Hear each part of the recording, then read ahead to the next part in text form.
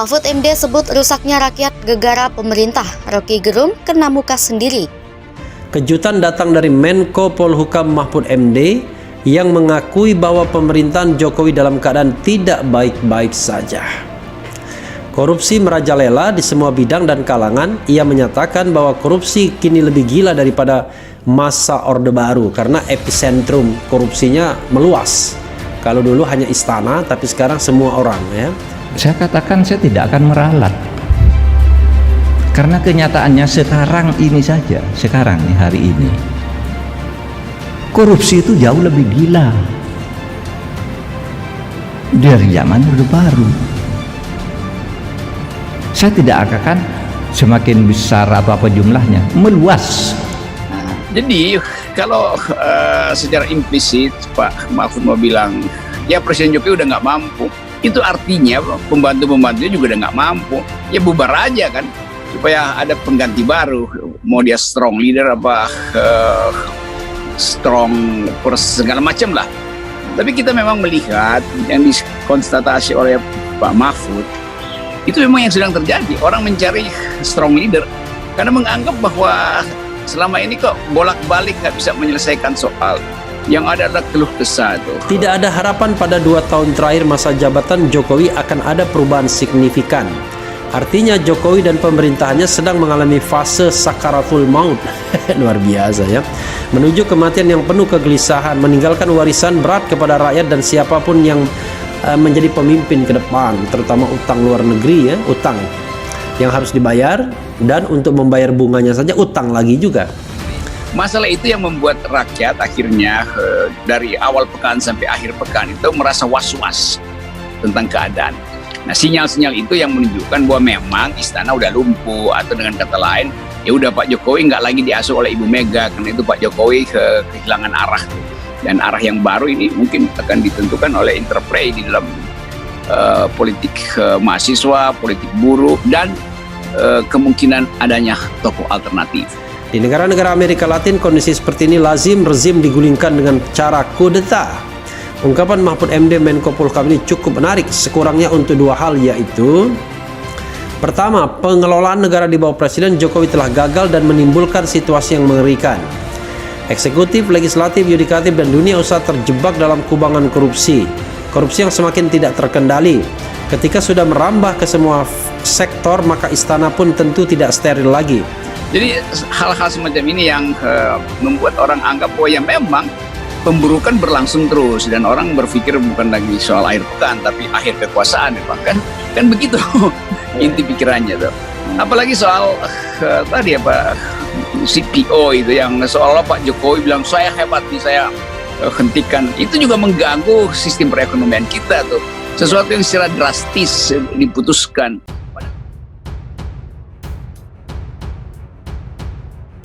Pengamat politik Rocky Gerung menyentil video lawas Menko Polhukam Mahfud MD yang menyebut rusaknya masyarakat disebabkan oleh pemerintahannya. Dia menilai apa yang disampaikan Mahfud MD memukul dirinya sendiri.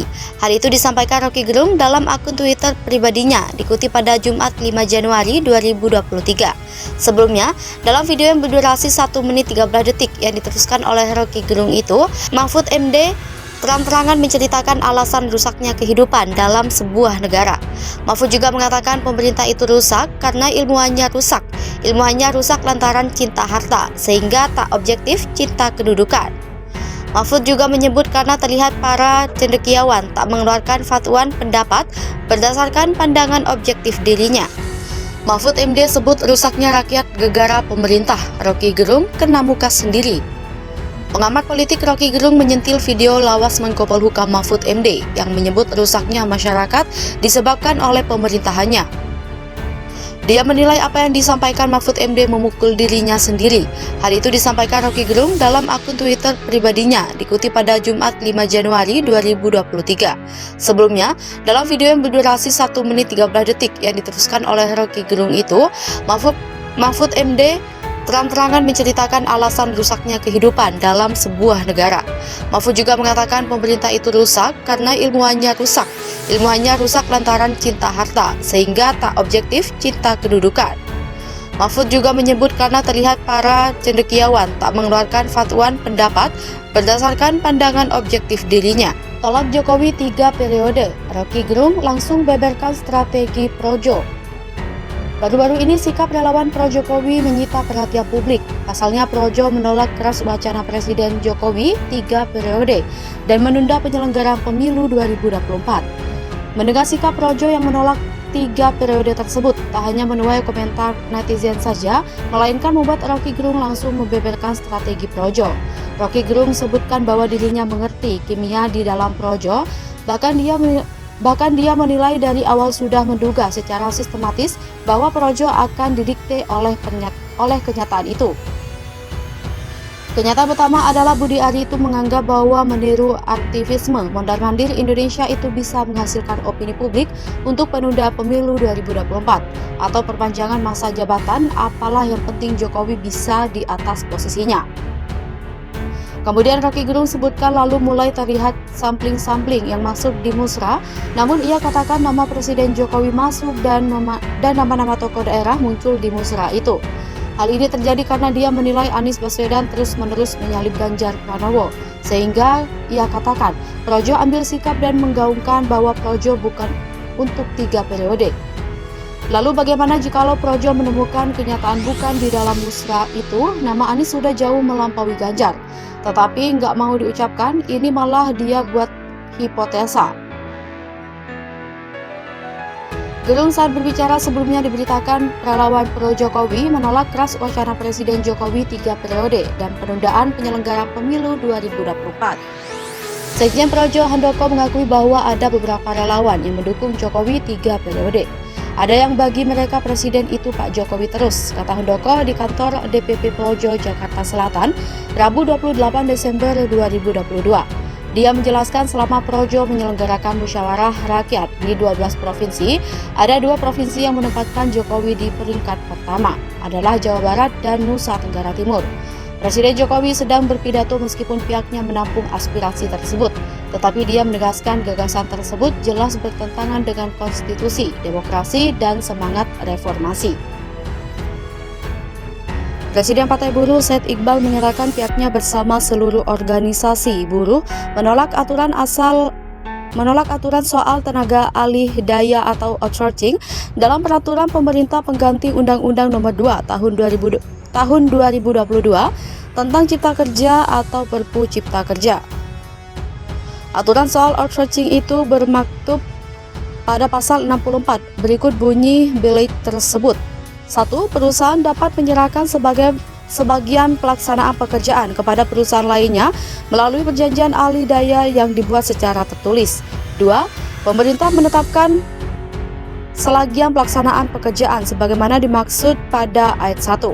3. Ketentuan lebih lanjut mengenai penetapan sebagian pelaksanaan pekerjaan sebagaimana dimaksud pada ayat 2 diatur dalam peraturan pemerintah. Menurut Said, aturan outsourcing dalam Perpu Cipta Kerja ini tidak jauh berbeda dari Undang-Undang Cipta Kerja yang dinilai cacat secara formil oleh Mahkamah Konstitusi. Namun pada Perpu Cipta Kerja, kata Said, Perpu Cipta Kerja memberikan sedikit ruang dialog.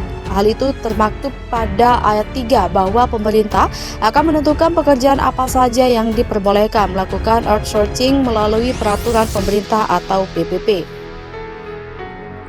Ia membandingkannya dengan aturan dalam UU Nomor 13 Tahun 2003 tentang Ketenagakerjaan. Dalam UU itu disebutkan pekerjaan yang boleh menggunakan outsourcing hanya jasa-jasa pembersihan, keamanan, transportasi, catering, dan jasa minyak dan gas pertambangan. Menurut Said, aturan ini memiliki banyak celah kecurangan, terlebih tidak ada ukuran yang jelas untuk pemerintah menentukan jasa apa saja yang boleh menggunakan outsourcing. Alhasil, Said mengatakan pihak buruh setuju apabila pemerintah kembali pada aturan UU Nomor 13 Tahun 2003, di mana outsourcing tidak diperbolehkan kecuali pada 5 jenis pekerjaan yang telah ditentukan. Sementara itu, Menteri Koordinator Bidang Perekonomian Airlangga Hartarto mengatakan pemerintah mengatur ulang ketentuan mengenai outsourcing pada Perpu Cipta Kerja untuk mengakomodasi permintaan serikat pekerja atau buruh. Airlangga juga mengklaim Perpu Cipta Kerja telah mengakomodasi permintaan buruh soal pengupahan. Pemerintah memasukkan unsur inflasi, pertumbuhan ekonomi, dan daya beli masyarakat sesuai daerahnya sebagai penghitung besaran upah. Adapun Presiden Joko Widodo alias Jokowi telah resmi menekan Perpu Cipta Kerja dan mengumumkan